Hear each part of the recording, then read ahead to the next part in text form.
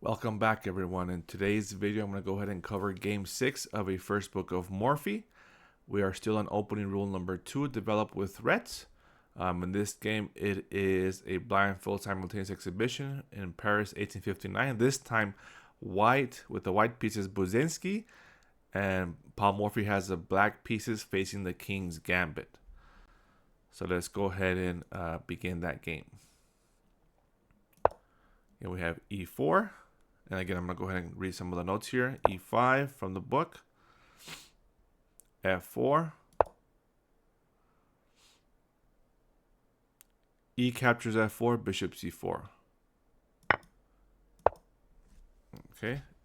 And here it says black might be enticed into early queen check with queen H4. When king F1 plus knight F3 follow. Attacking the queen, so the queen must have to go back somewhere here. But black attacks the bishop and the center instead. Okay, so black plays d5. Attacking the pawn and the bishop, putting a pawn in the center square. And then we have bishop d5. Bishop takes on d5. Again, if the pawn takes, then the bishop is out of the game, right? The bishop is blocked. So if pawn takes, then black might play queen f6 to stop the pawn from advancing. And now the bishop is blocked. So that's why we have bishop captures d5. Then we have knight f6. Developing with the threat to capture twice on d5. And if the bishop retreats, then move number 5, knight captures e4. So what's the threat? Knight takes, pawn takes, queen takes, right? And if the bishop goes back, say to b3, then we take on e4 with another threat of taking the bishop, right? I'm sorry, so the knight is not able to take the bishop, but the threat is there. So bishop b3, and then knight takes on e4. Okay, so knight c3. Defending the bishop. Now this time, if knight captures on d5, white's knight comes forward. And even trade a pawn for a pawn or a minor piece for a minor piece favors the side whose pieces go forward with the recapture. So it's saying in this position, if black decides to exchange, it is going to favor white because the white knight comes forward. Knight takes on d5, and then the knight comes forward and recaptures on d5. Black plays bishop b4. The most aggressive bishop development. Black is poised to take the knight that supports the bishop while making it possible to castle. So again, at this position, you want to add either two things, right? You want to add another attacker to the bishop. That way, knight takes, and you take with the other piece of lesser value, not the queen, right? Let's say we had a knight here, then we could recapture again, and then now pawn takes, and then we take with the queen.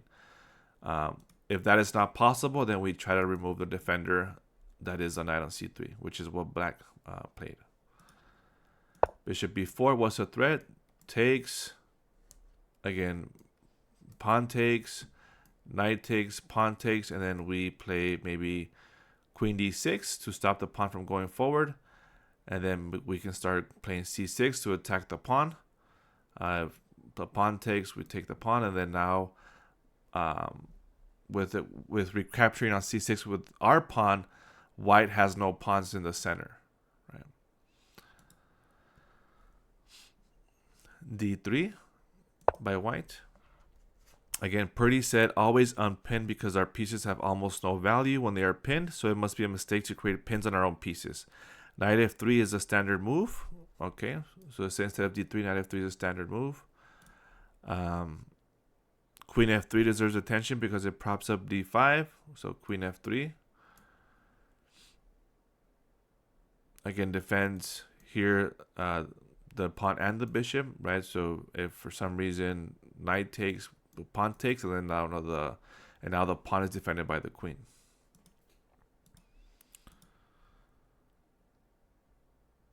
Again, defends d5, threatens f4. Again, so it does multi-purpose move.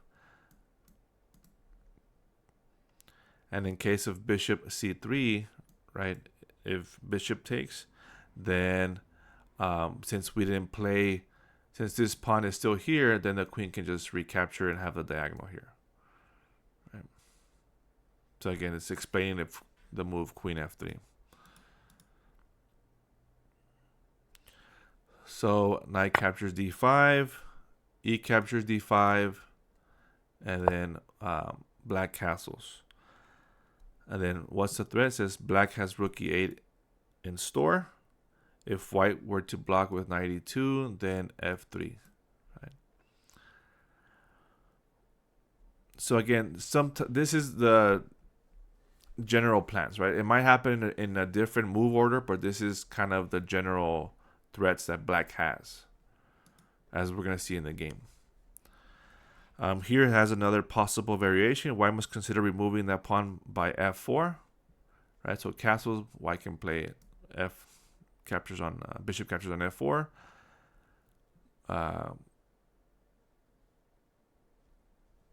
Queen d5, right? Queen captures d5, and then the knight cannot take because it is pinned. Remember, so queen captures d5, and then queen f3. So let's go ahead and play that variation.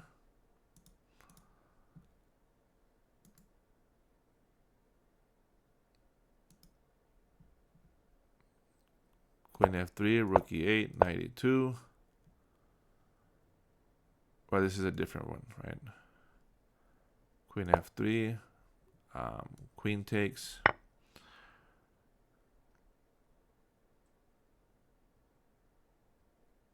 And then bishop takes. Again, the different move order can happen. Rook e8, knight e2. Queen f3. G captures f3. So this is a possible variation. All right, so instead, in the game after castles, let's go after castles. So we have castles, queen f3, rook e8. Bringing more new force with the greatest threat, knight e2. The knight is now pinned. So now the bishop takes. And here it says black is careful to capture the knight before the pin is broken. The c3 knight proves useful on queen h4, king f1, bishop g4, queen f2. So again, it says here, white is going to castle, and then there is no more pin.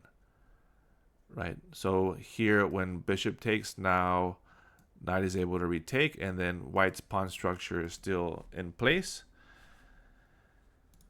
And here, the benefit of taking right now with a bishop is you kind of mess up white's pawn structure by recapturing. And then here, the variation it gives queen h4.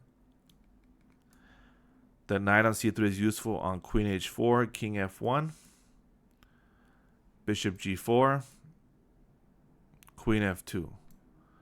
So that means that if we take the knight, right, then the other this knight can recapture. And because, so that's why it's saying knight on c3 is useful. So let's go ahead and continue.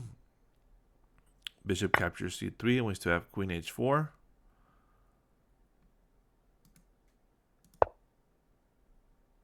And then g3. More queen h4, more new force with the biggest threat, which is the check, providing support for the bishop at the skewing square of g4. Right. So bishop c3. Or I'm sorry, g3, right? So white plays g3, then bishop g4. And then here white resigns because white will lose a piece, right? White takes the queen, we take the queen, and because the knight is pinned, there's nothing white can do. Maybe white can take the bishop, and then we take, or actually if white takes the pawn with his bishop, again, remember our activity from the bishop, what it's doing? We can just take the rook, right? And we're up the exchange. So again, black's best move would probably be the castle. Again, white is already losing. And then we just take, so we're up a piece, rook e1, knight d7. This is a possible possible continuation, but again, white is already losing.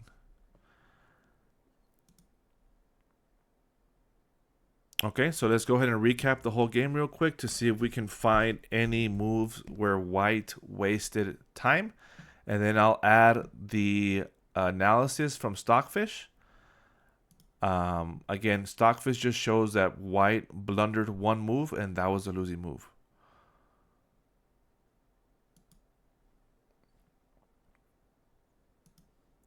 So let's go ahead and play the game real quick. Okay, without the annotations. Again, because it does show like the King's Gambit F4 as a inaccuracy, but again, that's just how the King Gambit goes.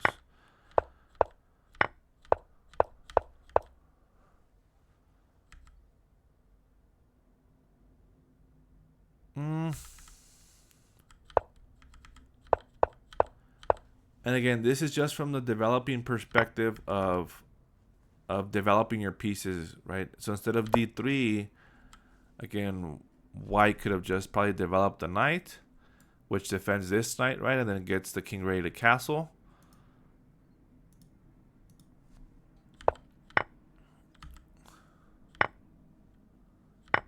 Again, we would be probably losing a pawn here if we had played knight f3. Now queen f3, queen develops. Okay, developing with the knight, okay. Queen h4, and then here is the losing move. We're not doing too bad. It's equal. It's just a blunder, right? So this is a losing move, right? Because as we saw what happened in the game. So Stockfish recommends just going queen f2. And then black doesn't want to trade. So this is a line from Stockfish. We go king d2. And again, trying to make sense of Stockfish, right? Queen h5. Why king d2 instead of castling? Again, we don't know. One possible thing, it might be because the queen is already on the king side, right? So we're going to put our king here in the middle, right? If we castle, then our king is just in kind of already, the queen is already here on the king side. So king d2, queen captures on d5, and then knight captures on f4, threatening the king, the queen, the black queen. Queen a5, bishop d2, again developing. White develops and then black develops. Rook e1, rook on the open file, knight c6 developing, and then king c1. And again, what's the threat? Again, white could take, black could take, but that is a continuation. All right, so this move was a losing move for white. So let me know what you thought about in the comments, and I'll see you all in the next video.